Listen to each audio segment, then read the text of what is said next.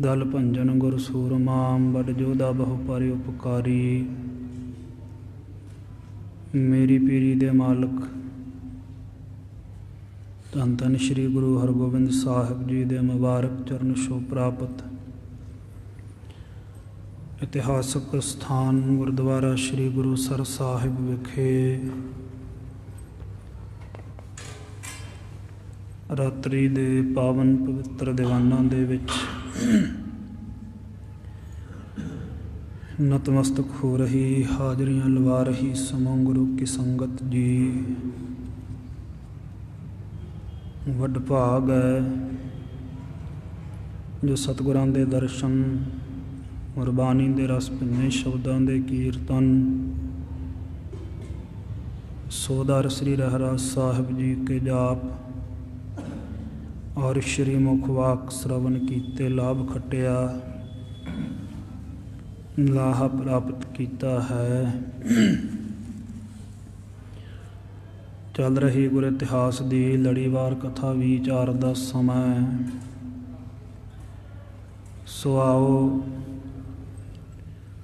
पावन पवित्र गुर इतिहास की कथा आरंभ करने तो पहला गुरु की बख्शिश गुर फतेह विच सांझ पाओ, रसना सफलाओ, बुलंद आवाज विच बुलाओ जी। वाहिगुरु जी का खालसा, वाहिगुरु जी की फतेह। अगे प्रसंग आरंभ करन तो पहला कल वाला प्रसंग संखेप को मात्र दोहरा लईए ताकि लड़ी जुड़ जावे और प्रसंग समझ विच आ जावे। गरीब नवाज गुरु हरगोबिंद साहिब सच्चे पातशाह नूं पैंदे खान ने अकलियां रंग विच वंगारन दा सतगुरु गुरु हरगोबिंद साहिब दे नाल दवंद युद्ध करन दा मन बनाया। काले खान दे वचन सुन करके इसने तैयारी खिंच लई और इसने गिण चुन करके बहुत सारे सूरमे ਜਿਹੜੇ बड़े मकबूल सी, बड़े बली सी, अपनी फौज दे विचों वख कीते ते उन्हां दा आगू चुनिया उस्मान खान नूं कि जिस वक्त मैं गुरु हरगोबिंद साहिब दे नाल जंग लड़ां कोई होर सिख सूरमा सतगुरां दा सहायक ना हो सके। इन्हां ने विਉਂਤਬੰਦੀ कीती। इधर गुरु हरगोबिंद साहिब सच्चे पातशाह मेरी पीरी दे मालक दे मन की गल समझ गए और सतगुरु सच्चे पातशाह ने भी ये नाल दवंद युद्ध लड़न का मन बना लिया है। बाबा बिधि चंद साहिब अते होर सिख सूरमिਆਂ ਨੂੰ अपने नालों जुदा किया। हुक्म किया तुसी बाकी तुरकां दी फौज का मुकाबला करना, किसी नूं करतारपुर साहिब नगर दे विच वड़ के नुकसान नहीं करन देना। आप सच्चे पातशाह जरा को हट के खलोते। जदों कल्लियां नूं खलोतियां वेख्या पैंदे खान दे चित नूं चा चढ़ गया। सिख सूरमिਆਂ ने एक सतगुरु सच्चे पातशाह महाराज दे उदाले छोटा जिहा किला नुमा घेरा बनाया होया सी। इसने अपने वरोले घोड़े नूं परेरिया है और कदाया है छाल लवा करके सिख सूरमिਆਂ ਦੇ ऊपर दी सतगुरां दे पास घोड़ा कदा के पहुँच गया। सारे बड़े हैरान होए भी घोड़े ने बड़ा जोर किया है। सारिਆਂ ਦੇ ਉੱਤੋਂ ਦੀ ਛਾਲ मार गया, किसी ਨੂੰ अपना पौड़ तक नहीं छूण दिता। ਇਹ भी ਲੱਖ ਰੁਪਈਏ ਦਾ ਮੁੱਲ ਘੋੜਾ ਲਿਆ ਸੀ। गुरु हरगोबिंद साहिब सच्चे पातशाह ਦੇ पास आया सी। महाराज ने यह भेटा कर दिता सी, पैंदे खान दे ताईं बख्शिश कर दिता सी। गुरु हरगोबिंद साहिब सच्चे पातशाह दे नाल जंग लड़ना चाहुंदा है। पैंदे खान ਜਿਹੜੀਆਂ जंग दे विच वस्तुआं वरत रिहा ਉਹ भी गुरु हरगोबिंद साहिब सच्चे पातशाह दीआं बख्शिश कीतियां होईआं। सो इसने घोड़ा कुदा के आसे पासे फेरिया। ਗਰੀਬ ਨਵਾਜ ਗੁਰੂ ਹਰਗੋਬਿੰਦ ਸਾਹਿਬ ਸੱਚੇ ਪਾਤਸ਼ਾਹ ਦੇ ਸਨਮੁਖ ਜਾ ਕੇ ਲਲਕਾਰਿਆ ਹੈ।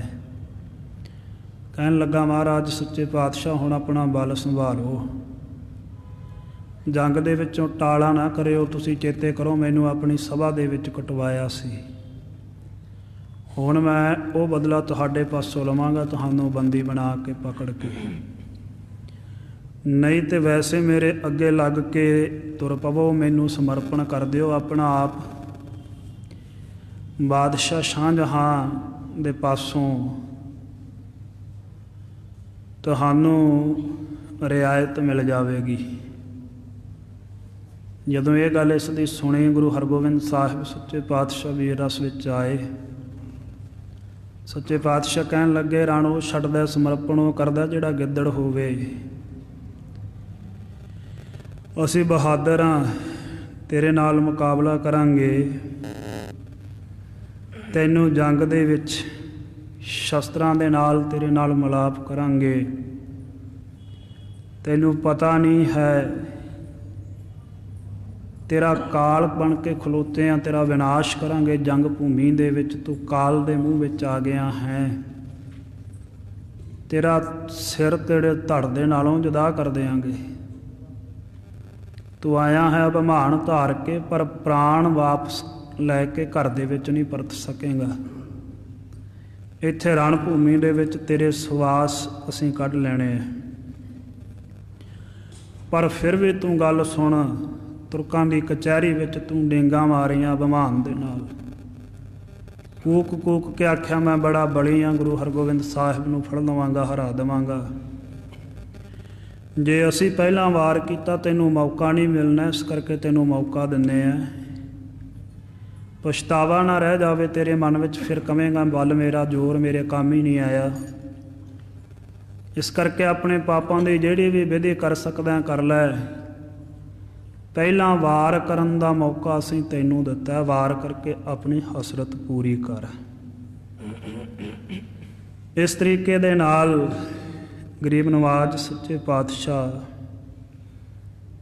ਗੁਰੂ ਹਰਗੋਬਿੰਦ ਸਾਹਿਬ ਸੱਚੇ ਪਾਤਸ਼ਾਹ ਦੇ ਲਲਕਾਰਨ ਤੇ ਪੈਂਦੇ ਖਾਨ ਨੇ ਵਿਚਾਰ ਕਰਕੇ ਆਪਣੇ ਘੋੜੇ ਦੀ ਸਵਾਰੀ ਛੱਡ ਦਿੱਤੀ। ਮਨ ਵਿੱਚ ਇਹ ਵਿਚਾਰ ਸੀ ਵੀ ਮੈਂ ਘੋੜੇ ਸਮੇਤ ਸਤਿਗੁਰੂ ਗੁਰੂ ਹਰਗੋਬਿੰਦ ਸਾਹਿਬ ਨੂੰ ਜੰਗ ਦੇ ਵਿੱਚੋਂ ਚੁੱਕ ਕੇ ਭੱਜ ਜਾਊਂਗਾ, ਜਾਂ ਘੋੜੇ ਤੋਂ ਪਟਕ ਕੇ ਸੁੱਟ ਕਰਕੇ ਫਿਰ ਸਤਿਗੁਰਾਂ ਨੂੰ ਆਪਣੀ ਜੱਫੀ ਵਿੱਚ ਭਰ ਕੇ ਚੁੱਕ ਕੇ ਲਿਜਾ ਕੇ ਆਪਣੀ ਸੈਨਾ ਦੇ ਵਿੱਚ ਪ੍ਰਵੇਸ਼ ਕਰ ਲਊਂਗਾ। ਇਹ ਵਿਚਾਰਦਿਆਂ ਹੋਇਆਂ ਵੀ ਮੇਰਾ ਇਹ ਮਨਸੂਬਾ ਘੋੜੇ 'ਤੇ ਚੜ੍ਹਿਆਂ ਪਰ ਪੂਰਾ ਨਹੀਂ ਹੋ ਸਕਦਾ। ਇਸ ਨੇ ਘੋੜੇ ਦੀ ਸਵਾਰੀ ਜਿਹੜੀ ਹੈ ਉਹ ਛੱਡ ਦਿੱਤੀ ਹੈ। ਇੱਥੋਂ ਤੱਕ ਆਪਾਂ ਕੱਲ੍ਹ ਇਹ ਪ੍ਰਸੰਗ ਸ਼ਰਵਣ ਕੀਤਾ ਸੀ। ਅੱਗੇ ਜਿਵੇਂ ਇਹ ਪਾਵਨ ਪਵਿੱਤਰ ਇਤਿਹਾਸ ਦੀ ਵਿਚਾਰ ਆ ਰਹੀ ਹੈ, ਪੈਂਦੇ ਖਾਨ ਔਰ ਗੁਰੂ ਹਰਗੋਬਿੰਦ ਸਾਹਿਬ ਸੱਚੇ ਪਾਤਸ਼ਾਹ ਦਾ ਆਮੋ ਸਾਹਮਣਾ ਰਣ ਭੂਮੀ ਵਿੱਚ ਹੋ ਰਿਹਾ ਹੈ। ਆਓ ਮਨ ਚਿੱਤ ਬਿਰਤੀਆਂ ਇਕਾਗਰ ਕਰਕੇ ਗਰੀਬ ਨਵਾਜ ਦੇ ਪਾਵਨ ਪਵਿੱਤਰ ਇਤਿਹਾਸ ਨੂੰ ਸ਼ਰਵਣ ਕਰਕੇ ਨਿਹਾਲ ਹੋਈਏ ਜੀ। ਸਤਨਾਮ ਸ੍ਰੀ ਵਾਹਿਗੁਰੂ ਸਾਹਿਬ ਜੀ। ਹੈ ਊਪਰ ਮੋਹ ਬਲ ਲਾਗ ਨਹੀਂ। ਵਿਚਾਰ ਕੀਤੀ ਪੈਂਦੇ ਖਾਨ ਨੇ, ਕਹਿੰਦਾ ਘੋੜੇ ਦੇ ਉੱਪਰ ਚੜ੍ਹਿਆ ਹੋਇਆ ਮੇਰਾ ਜ਼ੋਰ ਨਹੀਂ ਪੈ ਸਕਦਾ ਗੁਰੂ ਹਰਗੋਬਿੰਦ ਸਾਹਿਬ ਉੱਪਰ। ਮਿਲ ਦੋਏ ਤੁਰੰਗ ਲਰੰਤ ਸਹੀ। ਬੇਸ਼ੱਕ ਜੇ ਅਸੀਂ ਦੋਵੇਂ ਘੋੜੇ ਤੇ ਸਵਾਰ ਹੋ ਕੇ ਇੱਕ ਦੂਜੇ ਨਾਲ ਲੜਦੇ ਤੇ ਇਹ ਗੱਲ ਚੰਗੀ ਸੀ, ਬਰਾਬਰ ਦਾ ਜ਼ੋਰ ਪੈਣਾ ਸੀ। ਚਿਤ ਬੀਚ ਵਿਚਾਰ ਸ਼ਿਤਾਬ ਕਰੀ। ਇਹ ਵਿਚਾਰ ਇਹਨੇ ਬੜੀ ਛੇਤੀ ਨਾਲ ਆਪਣੇ ਹਿਰਦੇ ਵਿੱਚ ਕੀਤੀ ਕਿ ਮੈਨੂੰ ਘੋੜੇ ਤੋਂ ਹੇਠਾਂ ਉਤਰ ਕੇ ਲੜਨਾ ਚਾਹੀਦਾ ਹੈ। ਮੈਂ ਬਰਾਬਰ ਦਾ ਜ਼ੋਰ ਪਾਉਣ ਵਾਸਤੇ ਨਹੀਂ ਲੜਨਾ, ਮੈਂ ਤੇ ਗੁਰੂ ਹਰਗੋਬਿੰਦ ਸਾਹਿਬ ਨੂੰ ਘੋੜੇ ਤੋਂ ਪਟਕਣ ਲਈ ਜਾਂ ਘੋੜੇ ਸਮੇਤ ਚੁੱਕ ਕੇ ਭੱਜਣ ਦੇ ਲਈ ਰਣ ਦੇ ਵਿੱਚ ਉਤਰਨਾ।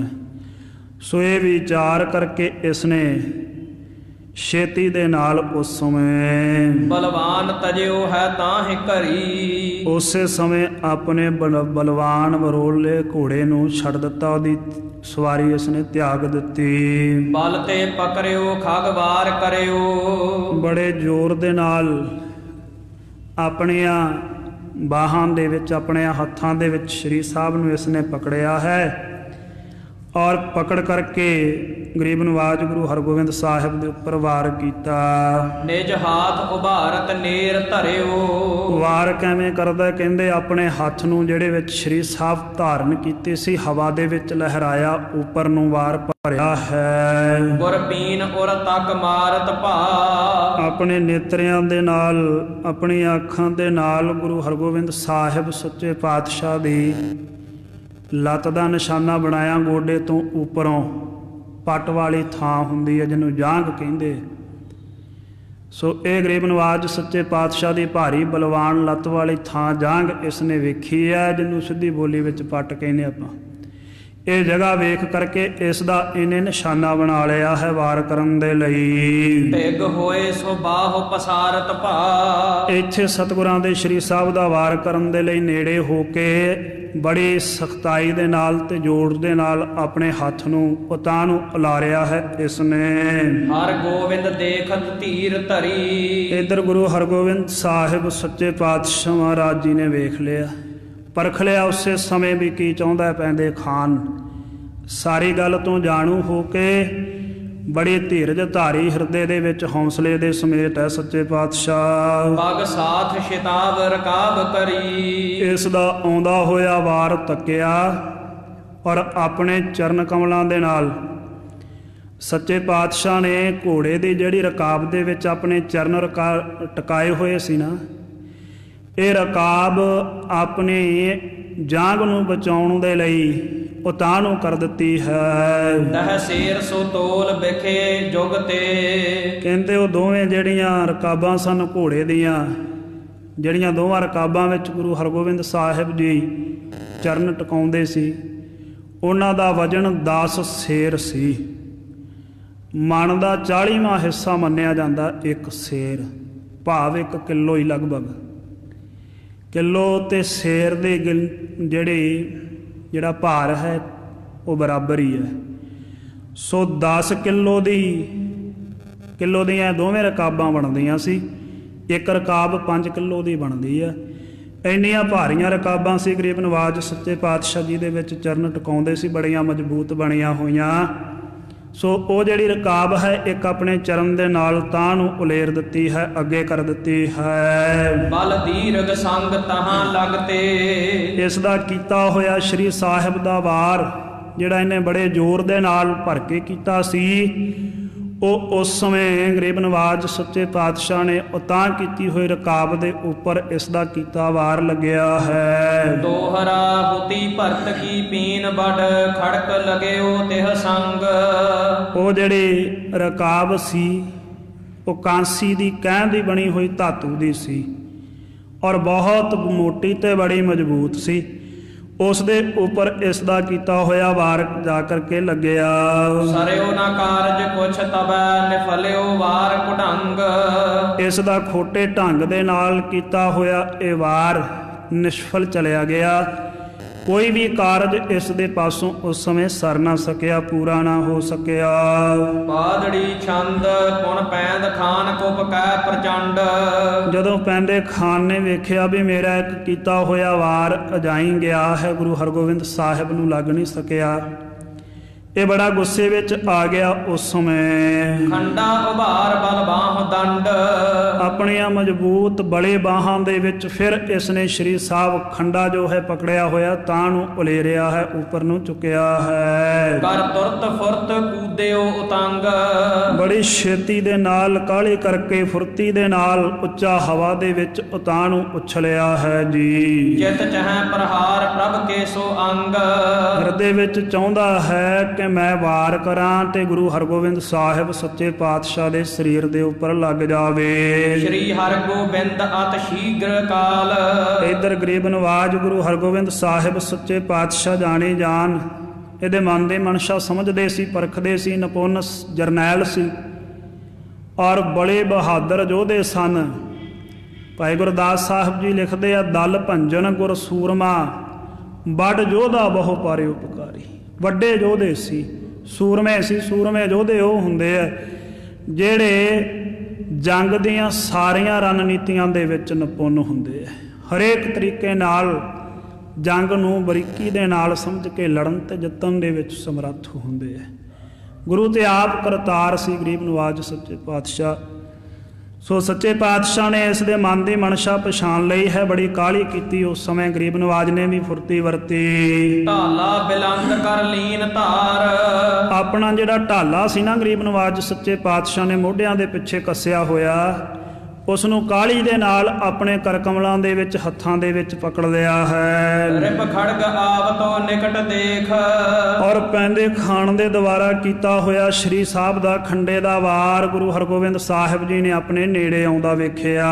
ਤਿਹ ਸੰਗ ਰੋਕ ਕਰ ਬਲ ਵਿਸ਼ੇਖ, ਆਪਣੇ ਸਰੀਰ ਦਾ ਵਿਸ਼ੇਸ਼ ਬਲ ਕਰਕੇ ਉਸ ਢਾਲੇ ਦੇ ਉੱਪਰ ਬੜੀ ਚਤੁਰਾਈ ਦੇ ਨਾਲ, ਬੜੇ ਸਫੁਰਤੀ ਦੇ ਨਾਲ ਔਰ ਹੌਸਲੇ ਦੇ ਨਾਲ ਇਸ ਦਾ ਦੂਜਾ ਕੀਤਾ ਹੋਇਆ ਵਾਰ ਆਪਣੇ ਢਾਲੇ ਦੇ ਉੱਪਰ ਰੋਕ ਲਿਆ ਹੈ। ਕਰ ਨਿਫਲ ਛਤਰ ਕੋ ਵਾਰ ਫਿਰ ਇਸ ਦਾ ਦੂਜਾ ਕੀਤਾ ਹੋਇਆ ਵਾਰ ਪੈਂਦੇ ਖਾਨ ਦਾ ਗਰੀਬ ਨਵਾਜ ਸੱਚੇ ਪਾਤਸ਼ਾਹ ਨੇ ਨਿਸ਼ਫਲ ਕਰ ਦਿੱਤਾ। ਅਜਾਈ ਵਿਅਰਥ ਚਲਿਆ ਗਿਆ ਹੈ ਜੀ। ਧਰ ਧੀਰ ਖਰੇ ਤਿਸ ਕੇ ਅਗੇਰ, ਇਉਂ 2 ਵਾਰ ਇਹਦੇ ਅਸਫਲ ਕਰਕੇ ਗਰੀਬ ਨਵਾਜ ਹੌਸਲੇ ਦੇ ਸਮੇਤ ਸੱਚੇ ਪਾਤਸ਼ਾਹ ਅਡਿੱਗ ਅਡੋਲ ਇਹਦੇ ਸਾਹਮਣੇ ਖਲੋਤੇ ਹੋਏ ਐ। ਤਬ ਪੈਂਦ ਖਾਨ ਚਿਤ ਚਿੰਤ ਪਾਏ, ਜਦੋਂ 2 ਵਾਰ ਅਸਫਲ ਗਏ ਪੈਂਦੇ ਖਾਨ ਦੇ ਹਿਰਦੇ ਵਿੱਚ ਚਿੰਤਾ ਪੈਦਾ ਕਰਨ ਲੱਗਾ। ਨਹਿ ਸਰਿਓ ਕਾਜ ਤਬ ਬਾਦ ਜਾਏ, ਕਹਿਣ ਲੱਗਾ ਕੋਈ ਕਾਰਜ ਨਹੀਂ ਸਰਿਆ, ਜਿਹੜੀ ਰਣਨੀਤੀ ਮੈਂ ਉਲੀਕੀ ਚਤਰਾਈ ਖੇਡੀ ਸਭ ਵਿਅਰਥ ਚਲੀ ਗਈ ਹੈ। ਪੁਨ ਛਿਪਰ ਉਛਲ ਇਤ ਉਤ ਤਕਾਏ, ਫਿਰ ਇਸ ਨੇ ਤੀਜੀ ਵਾਰ ਉੱਪਰ ਨੂੰ ਛਾਲ ਮਾਰੀ, ਪਿੱਛੇ ਹਟਿਆ, ਇੱਧਰ ਉੱਧਰ ਤੱਕਿਆ ਹੈ, ਮੌਕਾ ਬਣਾਉਂਦਾ, ਦਾ ਚਾਹੁੰਦਾ ਕਿਸੇ ਤਰੀਕੇ ਨਾਲ ਮੇਰਾ ਕੀਤਾ ਹੋਇਆ ਵਾਰ ਗੁਰੂ ਹਰਗੋਬਿੰਦ ਸਾਹਿਬ ਸੱਚੇ ਪਾਤਸ਼ਾਹ ਜੀ ਦੇ ਸਰੀਰ ਤੱਕ ਪਹੁੰਚ ਸਕੇ, ਮੈਂ ਨੁਕਸਾਨ ਕਰ ਸਕਾਂ।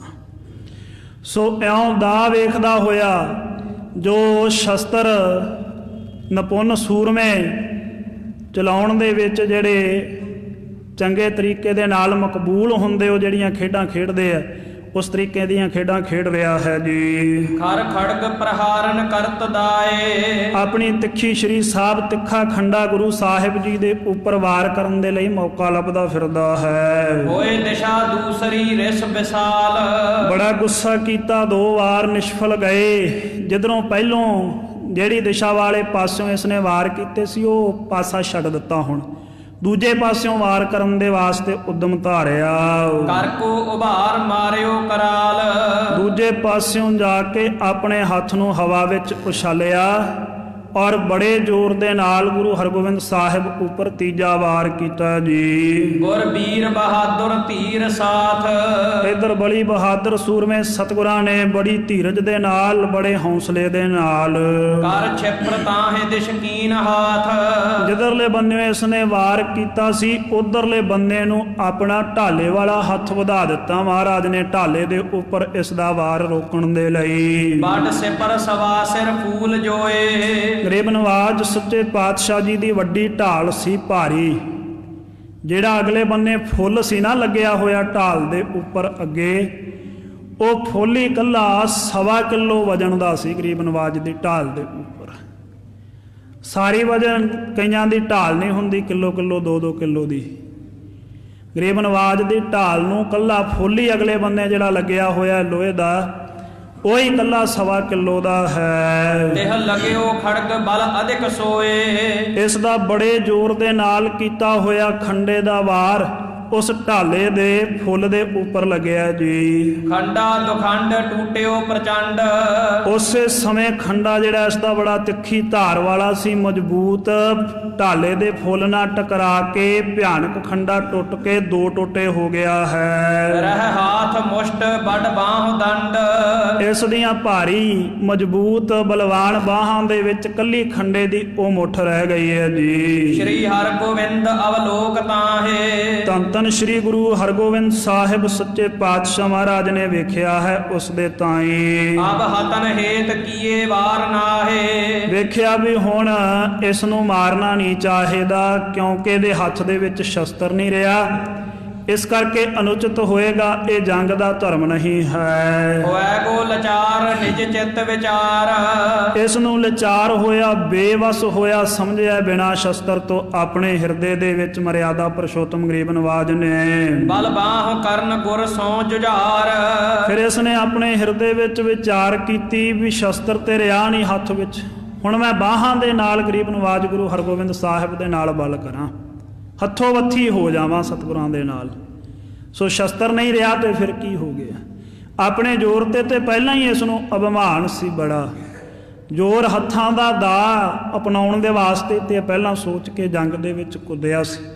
ਸੋ ਇਹ ਵਿਚਾਰ ਇਸ ਨੇ ਆਪਣੇ ਮਨ ਦੇ ਵਿੱਚ ਬਣਾਈ ਹੈ। ਇਸ ਬਾਮ ਜਾਏ ਤਬ ਪੈਂਦ ਖਾਨ, ਤਦੋਂ ਖੱਬੀ ਦਿਸ਼ਾ ਵਾਲੇ ਪਾਸੇ ਨੂੰ ਗਿਆ ਹੈ, ਉਸ ਸਮੇਂ ਨੇ ਹੱਥਾ ਹੋਇਆ ਜੋ ਪੈਂਦੇ ਖਾਨ ਹੈ। ਗੁਰ ਕੋ ਤੁਰੰਗ ਕਹਿ ਡਾਰ ਪਾਨ, ਉਸ ਸਮੇਂ ਸਤਿਗੁਰੂ ਗਰੀਬ ਨਵਾਜ ਹਰਗੋਬਿੰਦ ਸਾਹਿਬ ਜੀ ਦੇ ਘੋੜੇ ਨੂੰ ਇਸ ਨੇ ਜਾ ਕਰਕੇ ਆਪਣਾ ਹੱਥ ਪਾ ਲਿਆ ਜੀ। ਜਹ ਹੋ ਤੰਗ ਇੱਕ ਹਾਥ ਪਾਏ, ਜਿੱਥੇ ਤੰਗ ਸੀ ਨਾ, ਘੋੜੇ ਦੀ ਕਾਠੀ ਕੱਸਣ ਵਾਸਤੇ ਜਿਹੜੀ ਪੇਟੀ ਪਾਈ ਹੁੰਦੀ ਆ ਘੋੜੇ ਨੂੰ, ਉਹਨੂੰ ਤੰਗ ਕਹੀਦਾ। ਉਹ ਤੰਗ ਨੂੰ ਇੱਕ ਹੱਥ ਪਾ ਲਿਆ ਇਹਨੇ ਘੋੜੇ ਦੇ ਪਾਸ ਹੋ ਕੇ, ਖੱਬੇ ਬੰਨਿਓ ਨੀਵਾ ਹੋ ਕੇ ਮੋਢਾ ਲਾ ਕਰਕੇ। ਬੁਨ ਦੁਤੀਏ ਹਾਥ ਉੱਪਰ ਉਠਾਏ, ਫਿਰ ਜਿਹੜਾ ਦੂਜਾ ਹੱਥ ਸੀ ਆਪਣਾ, ਇਹ ਉੱਤੋਂ ਦੀ ਘੋੜੇ ਨੂੰ ਵਲਣ ਦੇ ਲਈ, ਕੌਰ ਦੇ ਵਿੱਚ ਲੈਣ ਦੇ ਲਈ, ਜੱਫੀ ਦੇ ਵਿੱਚ ਲੈਣ ਦੇ ਲਈ ਉੱਪਰ ਦੀ, ਘੋੜੇ ਦੇ ਸਰੀਰ ਦੇ ਉੱਪਰ ਦੀ ਕੱਸ ਲਿਆ ਹੈ। ਭਰ ਕਰ ਸੋ ਕੌਰ ਜੁਗ ਕਰਨ ਮਾਹੇ, ਗਲਵੱਕੜੀ ਦੇ ਵਿੱਚ ਲੈ ਕੇ ਆਪਣੀ ਜੱਫੀ ਦੇ ਵਿੱਚ ਲੈ ਕਰਕੇ ਦੋਵਾਂ ਬਾਹਾਂ ਦੀ ਦੇ ਇਸ ਘੋੜੇ ਦੇ ਤਾਈ ਬੜੇ ਜ਼ੋਰ ਦੇ ਨਾਲ ਬਲ ਤੇ ਉਠਾਏ ਗੇ ਰਨ ਚਾਹੇ। ਚਾਹੁੰਦਾ ਹੈ ਮੈਂ ਜ਼ੋਰ ਦੇ ਨਾਲ ਚੁੱਕ ਕੇ ਘੋੜੇ ਨੂੰ ਤੇ ਧਰਤੀ ਦੇ ਉੱਪਰ ਪਟਕ ਦਵਾਂ, ਘੋੜੇ ਸਮੇਤ ਗੁਰੂ ਹਰਗੋਬਿੰਦ ਸਾਹਿਬ ਸੱਚੇ ਪਾਤਸ਼ਾਹ ਦੇ ਤਾਈ। ਸਮਰੱਥ ਉਚਾਏ ਸਾਕ ਹੈ ਸੁਮੇਰ, ਪਰ ਕਵੀ ਰਾਜ ਕਵੀ ਭਾਈ ਸੰਤੋਖ ਸਿੰਘ ਜੀ ਕਹਿੰਦੇ ਜੇ ਕੋਈ ਸਮਰੱਥ ਹੋਵੇ ਮਨੁੱਖ, ਬਲਵਾਨ ਹੋਵੇ, ਸੁਮੇਰ ਪਰਵਤ ਚੁੱਕਣ ਜਿੰਨੀ, ਤੇ ਜੇ ਕਿਸੇ ਵਿੱਚ ਸ਼ਕਤੀ ਹੋਵੇ, ਬੇਸ਼ੱਕ ਤਾਕਤ ਹੋਵੇ, ਇਸ ਤੇ ਨਾ ਉਠੈ ਗੁਰ ਗੁਰ ਬਡੇਰ। ਉਹ ਬੇਸ਼ੱਕ ਸੁਮੇਰ ਪਰਵਤ ਨੂੰ ਤੇ ਚੁੱਕ ਸਕਦਾ ਹੈ, ਪਰ ਗੁਰੂ ਹਰਗੋਬਿੰਦ ਸਾਹਿਬ ਸੱਚੇ ਪਾਤਸ਼ਾਹ ਗਰੀਬ ਨਵਾਜ ਨੂੰ ਚੁੱਕ ਨਹੀਂ ਸਕਦਾ। ਜੇ ਕੋਈ ਇੰਨੀ ਵੀ ਤਾਕਤ ਦਾ ਮਾਲਕ ਹੋਵੇ, ਉਹਦੀ ਇੰਨੀ ਵੀ ਤਾਕਤ ਗੁਰੂ ਸਾਹਿਬ ਦੇ ਸਾਹਮਣੇ ਨਿਸ਼ਫਲ ਹੋ ਜਾਂਦੀ ਹੈ ਜੀ। ਬਲ ਅਧਿਕ ਕਰਤ ਭਰ ਕੌਰ ਮਾਹੇ, ਕਿਉਂ ਜੱਫੀ ਦੇ ਵਿੱਚ ਭਰਿਆ ਹੋਇਆ ਘੋੜੇ ਦੇ ਤਾਈ ਤੇ ਬੜਾ ਜ਼ੋਰ ਲਾਉਂਦਾ, ਬੜਾ ਯਤਨ ਬਣਾਉਂਦਾ ਹੈ ਘੋੜੇ ਨੂੰ ਚੁੱਕਣ ਦਾ। ਟਿਕ ਰਹੇ ਤੁਰੰਗ ਹਾਲਿਓ ਸੋ ਨਾਹੇ, ਪਰ ਘੋੜਾ ਟਿਕਿਆ ਰਿਹਾ, ਇਸ ਤੋਂ ਚੁੱਕਿਆ ਨਹੀਂ ਗਿਆ ਘੋੜਾ। ਯਤਨ ਤੇ ਬੜਾ ਕੀਤਾ ਇਸਨੇ, ਜ਼ੋਰ ਤੇ ਬੜਾ ਲਾਇਆ ਵੀ ਮੈਂ ਚੁੱਕ ਲਵਾਂ, ਪਰ ਘੋੜੇ ਦੇ ਤਾਂ ਹੀ ਚੁੱਕ ਨਹੀਂ ਸਕਿਆ ਹੈ ਜੀ। ਸ੍ਰੀ ਹਰਗੋਬਿੰਦ ਪਕਰੰਤ ਜਾਨ, ਸ੍ਰੀ ਗੁਰੂ ਹਰਗੋਬਿੰਦ ਸਾਹਿਬ ਸੱਚੇ ਪਾਤਸ਼ਾਹ ਨੇ ਜਾਣ ਲਿਆ ਵੀ ਇਸਨੇ ਘੋੜੇ ਨੂੰ ਪਕੜ ਲਿਆ ਹੈ, ਘੋੜੇ ਦੇ ਹੇਠਾਂ ਹੋ ਕਰਕੇ ਹੈ ਕਿ ਛੁਟਾਨ ਹਿਤ ਯਤਨ ਠਾਨ। ਗਰੀਬ ਨਵਾਜ ਨੇ ਆਪਣੇ ਘੋੜੇ ਨੂੰ ਇਸ ਦੇ ਚੰਗਲ ਦੇ ਵਿੱਚੋਂ, ਇਸ ਦੀ ਗ੍ਰਿਫਤ ਦੇ ਵਿੱਚੋਂ ਛਡਾਉਣ ਦਾ ਯਤਨ ਕੀਤਾ, ਉਪਾਅ ਕੀਤਾ। ਦੋਨੋਂ ਰਕਾਬ ਮਾਰੀ ਸੋ ਜੋਰ, ਦੋਵੇਂ ਘੋੜੇ ਦੀਆਂ ਰਕਾਬਾਂ ਜੋੜ ਕਰਕੇ ਇੱਕੇ ਵਾਰੀ ਮਾਰੀਆਂ। ਇਸ ਘੋੜੇ ਨੂੰ ਚਾਲ ਦੀ ਇਸ਼ਾਰਾ ਕੀਤਾ ਹੈ, ਚਾਲ ਦਾ ਵੀ ਛੇਤੀ ਦੇ ਨਾਲ ਜ਼ੋਰ ਲਾਵੇ ਤੇ ਚੱਲੇ। ਚੰਚਲ ਤੁਰੰਗ ਕੀਏ ਚਲਨ ਜ਼ੋਰ, ਇਸ ਚੰਚਲ ਫੁਰਤੀਲੇ ਘੋੜੇ ਨੇ ਚੱਲਣ ਦੇ ਵਾਸਤੇ ਸਰੀਰ ਦਾ ਜ਼ੋਰ ਵੀ ਲਾਇਆ। ਗੁਰੂ ਹਰਗੋਬਿੰਦ ਸਾਹਿਬ ਦਾ ਇਸ਼ਾਰਾ ਸਮਝ ਵੀ ਗਿਆ ਹੈ। ਹਲਬੇ ਨਾ ਦੀਨ ਬਲ ਖਾਨ ਠਾਨ, ਪਰ ਫਿਰ ਵੀ ਘੋੜਾ ਹਿੱਲ ਨਹੀਂ ਸਕਿਆ। ਘੋੜੇ ਨੇ ਵੀ ਜ਼ੋਰ ਕੀਤਾ, ਘੋੜਾ ਹਿੱਲ ਨਹੀਂ ਸਕਿਆ, ਕਿਉਂਕਿ ਥੱਲਿਓਂ ਪੈਂਦੇ ਖਾਨ ਨੇ ਜ਼ੋਰ ਨਾਲ ਕੱਸ ਕੇ ਪਕੜਿਆ ਹੋਇਆ ਸੀ। ਨਾ ਤੇ ਪੈਂਦੇ ਖਾਨ ਘੋੜੇ ਨੂੰ ਹਿਲਾ ਸਕਦਾ, ਚੁੱਕ ਸਕਦਾ, ਤੇ ਨਾ ਆਪ ਆਪਣੇ ਜ਼ੋਰ ਦਾ ਕਰਕੇ ਘੋੜੇ ਨੂੰ ਹਿੱਲਣ ਦਿੰਦਾ ਹੈ। ਗਰੀਬ ਨਵਾਜ ਨੇ ਰਕਾਬਾਂ ਦੀ ਉਸ ਸਮੇਂ ਅੱਡੀ ਵੀ ਦਿੱਤੀ ਹੈ, ਰਕਾਬਾਂ ਵੀ ਮਾਰੀਆਂ, ਪਰ ਇਉਂ ਉਸ ਸਮੇਂ ਐਸੀ ਪਰਿਸਥਿਤੀ ਬਣ ਗਈ, ਐਸੀ ਹਾਲਾਤ ਬਣੀ ਹੋਈ ਹੈ। ਰਾਖਿਓ ਟਿਕਾਏ ਚਹੁ ਚਰਨ ਥਾਨ, ਚਾਰੇ ਦੇ ਚਾਰੇ ਪੈਰ ਘੋੜੇ ਦੇ ਉਸੇ ਥਾਂ ਤੇ ਟਿਕੇ ਹੋਏ ਆ, ਵਾਲ ਭਰ ਵੀ ਹਿੱਲ ਨਹੀਂ ਸਕਿਆ। ਬਲ ਮੈਂ ਵਿਸਾਲ ਗੁਰ ਕੋ ਕੇ ਕਾਨ, ਬੇਸ਼ੱਕ ਸਤਿਗੁਰਾਂ ਦਾ ਘੋੜਾ ਬਲ ਦੇ ਵਿੱਚ ਘੱਟ ਨਹੀਂ ਸੀ, ਬਹੁਤ ਨਿਪੁੰਨ ਸੀ, ਬਹੁਤ ਜ਼ੋਰਾਵਰ ਸੀ। ਤ੍ਰਿਪਤਾਏ ਤੇ ਹਾਵਲ ਕਰਤ ਖਾਨ, ਭਾਈ ਸਾਹਿਬ ਕਹਿੰਦੇ ਕਵੀ ਰਾਜ ਕਵੀ ਭਾਈ ਸੰਤੋਖ ਸਿੰਘ ਜੀ ਸਤਿਗੁਰਾਂ ਦਾ ਘੋੜਾ ਕੜਾਹ ਪ੍ਰਸ਼ਾਦੀ ਦੇਗ ਛਕਦਾ ਸੀ ਹਰ ਰੋਜ਼। ਕੜਾਹ ਪ੍ਰਸ਼ਾਦੀ ਦੇਗ ਛਕ ਕੇ ਤ੍ਰਿਪਤ ਹੁੰਦਾ ਸੀ, ਰੱਜਦਾ ਸੀ ਦੇਸੀ ਘਿਓ ਦੀ। ਐਸੀ ਖੁਰਾਕ ਸੀ ਬੇਸ਼ੱਕ, ਇਸ ਕਰਕੇ ਘੋੜੇ ਦੇ ਵਿੱਚ ਕੋਈ ਥੋੜਾ ਜ਼ੋਰ ਨਹੀਂ ਸੀ, ਪਰ ਪੈਂਦੇ ਖਾਂ ਦੇ ਵਿੱਚ ਵੀ ਬਹੁਤ ਜ਼ਿਆਦਾ ਜ਼ੋਰ ਸੀ। ਇਸ ਕਰਕੇ ਘੋੜੇ ਦੀ ਬੇਵਸੀ ਹੋ ਗਈ ਹੈ। ਜੋ ਸਰਬ ਅੰਗ ਤਨ ਕਰ ਵਿਸਾਲ, ਜੋ ਸਾਰੇ ਅੰਗਾਂ ਕਰਕੇ ਬਹੁਤ ਭਾਰੀ ਬਲਵਾਨ ਹੈ, ਗਰੀਬ ਨਵਾਜ ਸੱਚੇ ਪਾਤਸ਼ਾਹ ਦਾ ਘੋੜਾ। ਸ਼ਾਰਤ ਕਰੰਤ ਚਲ ਛਾਰ ਮਾਰ, ਜਿੱਧਰ ਨੂੰ ਗਰੀਬ ਨਵਾਜ ਗੁਰੂ ਹਰਗੋਬਿੰਦ ਸਾਹਿਬ ਜੀ ਇਸ਼ਾਰਾ ਕਰਦੇ ਸੀ ਨਾ, ਉਧਰ ਨੂੰ ਛਾਲ ਮਾਰ ਕੇ ਤੁਰ ਪੈਂਦਾ, ਛਾਲ ਮਾਰ ਕੇ ਤੁਰ ਪੈਂਦਾ ਸੀ। ਪਹਿਲਾਂ ਇਸ਼ਾਰਾ ਹੀ ਸਮਝ ਜਾਂਦਾ ਸੀ ਗਰੀਬ ਨਵਾਜ ਸੱਚੇ ਪਾਤਸ਼ਾਹ ਮਹਾਰਾਜ ਦਾ, ਪਰ ਹੁਣ ਰਕਾਬਾਂ ਮਾਰਿਆਂ ਤੋਂ ਵੀ ਤੁਰਿਆ ਨਹੀਂ। ਗੁਰ ਬਾਗ ਸੰਗ ਅਲਪੈ ਨਾ ਜਾਏ, ਗਰੀਬ ਨਵਾਜ ਸੱਚੇ ਪਾਤਸ਼ਾਹ ਬਾਗਾਂ ਦੇ ਨਾਲ ਥੋੜਾ ਜਿਹਾ ਹੀ ਜਨਾਉਂਦੇ ਸੀ ਘੋੜੇ ਦੇ ਤਾਏ। ਜਿਮ ਚਹਿਤ ਕਰਤ ਚਲਬੋ ਕੇ ਧਾਏ, ਜਿਵੇਂ ਚਾਹੁੰਦੇ ਸੀ ਰਕਾਬਾਂ ਤੋਂ ਜਨਾ ਕੇ ਉਸੇ ਤਰੀਕੇ ਚੱਲ ਪੈਂਦਾ ਸੀ। ਜੇ ਮਹਾਰਾਜ ਚਾਹੁੰਦੇ ਸੀ ਵੀ ਹੌਲੀ ਤੁਰੇ, ਰਕਾਬਾਂ ਤੋਂ ਹੀ ਜਨਾ ਦਿੰਦੇ ਸੀ, ਹੌਲੀ ਹੌਲੀ ਤੁਰਦਾ ਸੀ। ਤੇ ਜੇ ਗਰੀਬ ਨਵਾਜ ਨੇ ਭਜਾਉਣਾ ਹੁੰਦਾ ਸੀ, ਗਤੀ ਤੇਜ਼ ਕਰਨੀ ਹੁੰਦੀ ਸੀ, ਰਕਾਬਾਂ ਤੋਂ ਹੀ ਜਨਾ ਦਿੰਦੇ ਸੀ, ਅੱਡੀ ਦੇਣ ਦੀ ਲੋੜ ਨਹੀਂ ਸੀ ਪੈਂਦੀ। ਐਸਾ ਸਿਆਣਾ ਘੋੜਾ ਸੀ। ਸੋ ਕਹਿਣ ਦਾ ਭਾਵ ਹੈ ਵੀ ਇਹ ਵੀ ਨਹੀਂ ਗੱਲ ਵੀ ਉਹ ਇਸ਼ਾਰਾ ਨਹੀਂ ਸਮਝ ਸਕਿਆ, ਇਸ਼ਾਰਾ ਵੀ ਸਮਝ ਗਿਆ ਹੈ ਵੀ ਗੁਰੂ ਹਰਗੋਬਿੰਦ ਸਾਹਿਬ ਨੇ ਜ਼ੋਰ ਕਰਨ ਲਈ ਸਮਝਾਇਆ ਮੈਨੂੰ, ਪਰ ਪੈਂਦੇ ਖਾਣ ਬਲੀ ਇੰਨਾ ਕੋ ਜ਼ਿਆਦਾ, ਉਹਨੇ ਘੋੜੇ ਦਾ ਕੋਈ ਬਲ ਚੱਲਣ ਹੀ ਨਹੀਂ ਦਿੱਤਾ। ਘੋੜੇ ਦੀ ਫੁਰਤੀ ਔਰ ਤਾਕਤ ਦੋਵਾਂ ਨੂੰ ਖਤਮ ਕਰ ਦਿੱਤਾ ਹੈ ਆਪਣੇ ਜ਼ੋਰ ਦੇ ਨਾਲ। ਸੋ ਖਾਰ ਕਾਬ ਥਿਰ ਭਾਸ ਥਾਨ, ਸੋ ਉਹ ਰਕਾਬਾਂ ਖਾ ਕਰਕੇ ਵੀ ਉਹ ਘੋੜਾ ਉਸੇ ਥਾਂ ਤੇ ਖਲੋਤਾ ਹੋਇਆ ਹੈ, ਇੱਕ ਵਾਲ ਭਰ ਵੀ ਉੱਥੋਂ ਹਿੱਲ ਨਹੀਂ ਸਕਿਆ। ਆਸ ਅਧਿਕ ਬਲੀ ਪਟ ਪੈਂਦ ਖਾਨ, ਕਹਿੰਦੇ ਐਸਾ ਜ਼ਿਆਦਾ ਬਲਵਾਨ ਜੋਰਾਵਰ ਸੂਰਮਾ ਸੀ ਪੈਂਦੇ ਖਾਨ। ਗੁਰ ਲਖਿਓ ਤੁਰੰਗ ਨਹਿ ਚਲਨ ਦੀਨ, ਗਰੀਬ ਨਵਾਜ ਗੁਰੂ ਹਰਗੋਬਿੰਦ ਸਾਹਿਬ ਨੇ ਵੇਖਿਆ ਕਿ ਘੋੜੇ ਨੂੰ ਇਸਨੇ ਚੱਲਣ ਨਹੀਂ ਦਿੱਤਾ, ਪੈਂਦੇ ਖਾਨ ਨੇ ਪਕੜ ਲਿਆ ਹੈ। ਕਰ ਜੋਰ ਪਾਏ ਬਸ ਆਪਨ ਕੀਨ, ਦੋਵੇਂ ਹੱਥ ਪਾ ਕਰਕੇ ਘੋੜੇ ਦੇ ਤਾਈ ਆਪਣੇ ਜ਼ੋਰ ਦੇ ਨਾਲ ਆਪਣੇ ਵਸ ਕਰ ਲਿਆ ਹੈ ਘੋੜੇ ਦੇ ਤਾਈ। ਹਰ ਖੜਗ ਪ੍ਰਹਾਰ ਸੋ ਲਗਹਿ ਨਾਹੇ, ਗਰੀਬ ਨਵਾਜ ਨੇ ਵਿਚਾਰ ਕੀਤੀ ਜੇ ਹੁਣ ਤਿੱਖੀ ਸ਼੍ਰੀ ਸਾਹਿਬ ਦਾ ਵਾਰ ਇਸ ਦੇ ਉੱਪਰ ਕਰਾਂਗੇ ਉਹ ਲੱਗਣਾ ਨਹੀਂ ਹੈ, ਕਿਉਂਕਿ ਖੱਬੇ ਬੰਨੇ ਸੀ ਤੇ ਘੋੜੇ ਦੇ ਹੇਠਾਂ ਸੀ।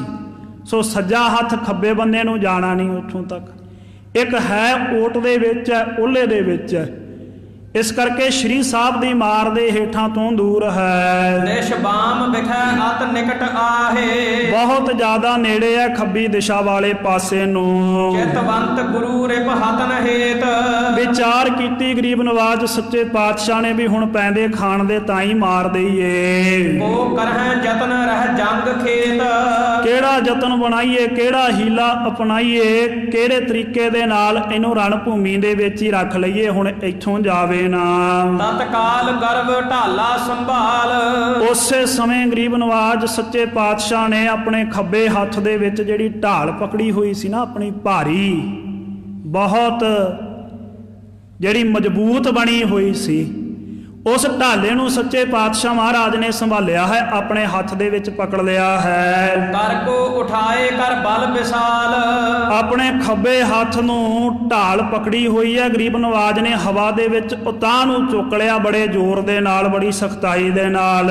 ਸਿਰ ਪੈਂਦ ਖਾਨ ਕੇ ਹਤਨ ਕੀਨ, ਜਿਹੜਾ ਪੈਂਦੇ ਖਾਨ ਖੱਬੇ ਬੰਨੇ ਖਲੋਤਾ ਹੋਇਆ ਸੀ, ਇਸ ਦਾ ਸਿਰ ਜਿੱਥੇ ਮਹਾਰਾਜ ਸੱਚੇ ਪਾਤਸ਼ਾਹ ਦੇ ਕਰ ਕਮਲਾਂ ਦੀ ਮਾਰ ਹੇਠ ਸੀ, ਮਹਾਰਾਜ ਨੇ ਉੱਤੋਂ ਢਾਲ ਬੜੇ ਜ਼ੋਰ ਦੇ ਨਾਲ ਖੱਬੇ ਹੱਥ ਦੇ ਨਾਲ ਖੱਬੇ ਬੰਨੇ ਇਸ ਦੇ ਸਿਰ ਦੇ ਵਿੱਚ ਮਾਰੀ ਹੈ ਜੀ। ਨਹਿ ਸਕ ਸਹਾਰ ਕਰ ਛੋਰ ਦੀਨ, ਸਤਿਗੁਰਾਂ ਦੇ ਬਲ ਦੇ ਨਾਲ ਇਸ ਭਾਰੀ ਢਾਲ ਦਾ ਹੋਇਆ ਵਾਰ ਇਸ ਤੋਂ ਸਹਾਰਿਆ ਨਾ ਗਿਆ। ਜਦੋਂ ਇਸ ਦੇ ਸਿਰ ਦੇ ਵਿੱਚ ਢਾਲਾ ਵੱਜਾ, ਉਸੇ ਸਮੇਂ ਇਹਦੇ ਹੱਥ ਜਿਹੜੇ ਦੋਵੇਂ ਆ ਖੁੱਲ ਗਏ।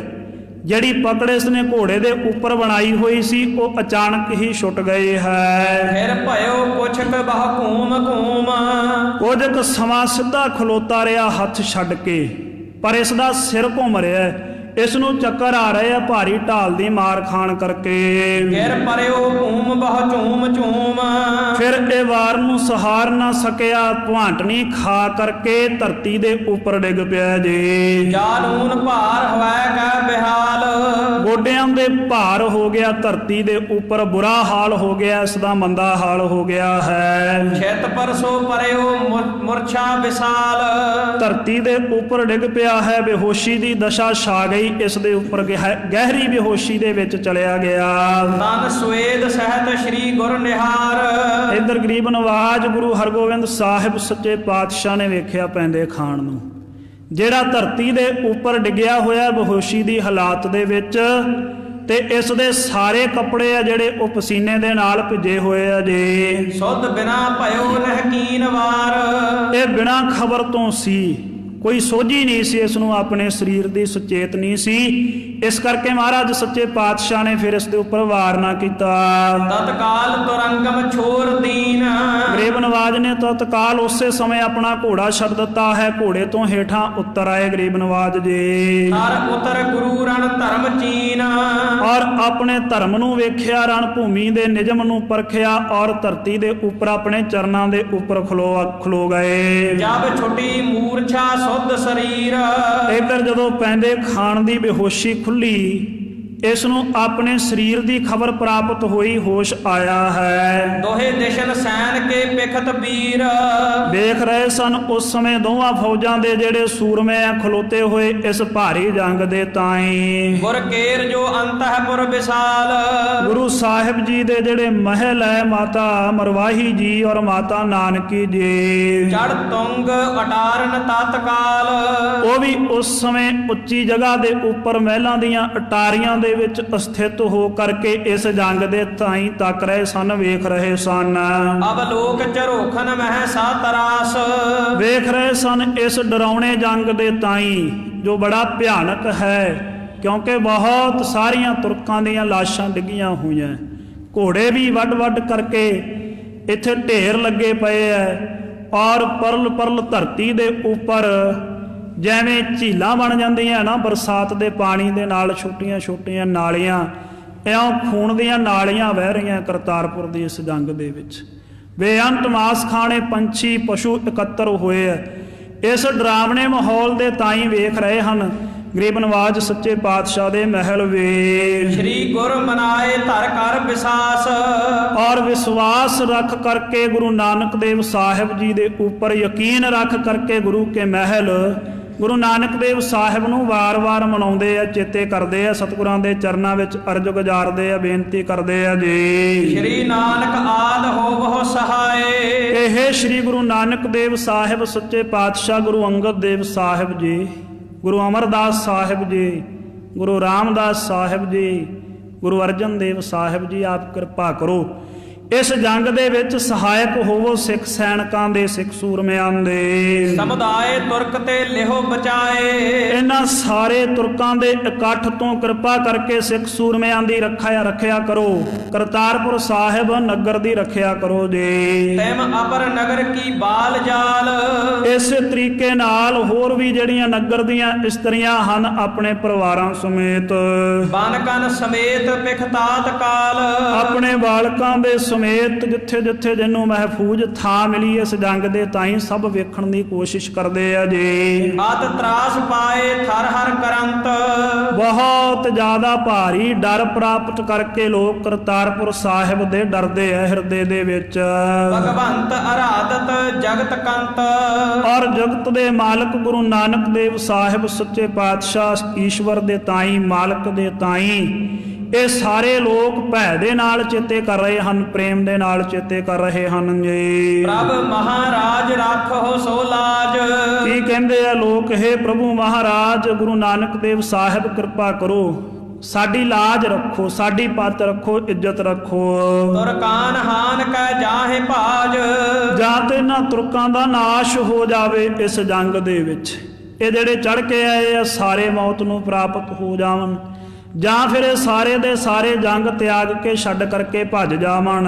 ਸਭ ਹੂਨ ਹਿਰਦੈ ਕੀ ਗੁਰ ਪਛਾਨ, ਗੁਰੂ ਹਰਗੋਬਿੰਦ ਸਾਹਿਬ ਸੱਚੇ ਪਾਤਸ਼ਾਹ ਗਰੀਬ ਨਵਾਜ ਨੇ ਸਾਰਿਆਂ ਦੇ ਹਿਰਦੇ ਦੀ ਗੱਲ ਦੇ ਤਾਈਂ ਪਛਾਣ ਲਿਆ ਹੈ ਉਸ ਸਮੇਂ। ਭਾ ਤਪਤ ਤੇਜ ਬਿਦਤਿਓ ਮਹਾਨ, ਕਿ ਇਸ ਸਮੇਂ ਗਰੀਬ ਨਵਾਜ ਸੱਚੇ ਪਾਤਸ਼ਾਹ ਮਹਾਰਾਜ ਜੀ ਨੇ ਉਹਨਾਂ ਦੇ ਡਰ ਦੇ ਸਮੇਤ ਕੀਤੀਆਂ ਹੋਈਆਂ ਅਰਦਾਸਾਂ ਦੇ ਤਾਈਂ ਜੋ ਉਹਨਾਂ ਦੇ ਮੱਥੇ ਤੋਂ, ਜੋ ਉਹਨਾਂ ਦੇ ਚਿਹਰੇ ਮੋਹਰੇ ਤੋਂ ਪ੍ਰਗਟ ਭਾਸਦਾ ਹੈ, ਝਲਕਦਾ ਹੈ, ਉਸ ਨੂੰ ਪਛਾਣ ਕਰਕੇ ਮਨ ਬਣਾ ਲਿਆ ਵੀ ਇਸ ਜੰਗ ਨੂੰ ਹੁਣ ਸਮਾਪਤ ਕਰ ਦਈਏ, ਅੰਤਮ ਰੂਪ ਦੇ ਦਈਏ। ਸੋ ਇੱਥੋਂ ਤੱਕ ਕਿ ਪਾਵਨ ਪਵਿੱਤਰ ਗੁਰ ਇਤਿਹਾਸ ਦੀ ਵਿਚਾਰ ਆਈ ਹੈ। ਅੱਗੇ ਜਾਵੇਂ ਪੈਂਦੇ ਖਾਨ ਬੇਹੋਸ਼ੀ ਦੀ ਹਾਲਾਤ ਵਿੱਚੋਂ ਨਿਕਲ ਕੇ ਫਿਰ ਗੁਰੂ ਹਰਗੋਬਿੰਦ ਸਾਹਿਬ ਜੀ ਦੇ ਨਾਲ ਜੰਗ ਮਚਾਏਗਾ। ਮਹਾਰਾਜ ਇਸ ਦਾ ਉਧਾਰ ਕਰਨਗੇ, ਇਸ ਨੂੰ ਜੰਗ ਦੇ ਵਿੱਚ ਵਿਨਾਸ਼ ਕਰਨਗੇ। ਕੱਲ੍ਹ ਦੇ ਪ੍ਰਸੰਗ ਦੇ ਵਿੱਚ ਸ਼੍ਰਵਣ ਕਰਾਂਗੇ। ਇੱਥੋਂ ਤੱਕ ਇਤਿਹਾਸ ਵਿਚਾਰਦਿਆਂ ਹੋਈਆਂ ਬੇਅੰਤ ਪ੍ਰਕਾਰ ਦੀਆਂ ਭੁੱਲਾਂ ਦੀ ਖਿਮਾ ਬਖਸ਼ਣੀ, ਅੱਗੇ ਤੋਂ ਸ੍ਰੇਸ਼ਟ ਮਤ ਬਖਸ਼ਿਸ਼ ਕਰਕੇ ਨਿਹਾਲ ਕਰਨਾ। 2 ਪੰਕਤੀਆਂ ਪੜ੍ਹ ਕਰਕੇ ਸਮਾਪਤੀ ਹੈ ਜੀ। ਸਭ ਹੂਨ ਹਿਰਦੈ ਕੀ ਗੁਰ ਪਛਾਨ, ਭਾ ਤਪਤ ਤੇਜ ਬਿਦਤਿਓ ਮਹਾਨ। ਵਾਹਿਗੁਰੂ ਜੀ ਕਾ ਖਾਲਸਾ, ਵਾਹਿਗੁਰੂ ਜੀ ਕੀ ਫਤਿਹ।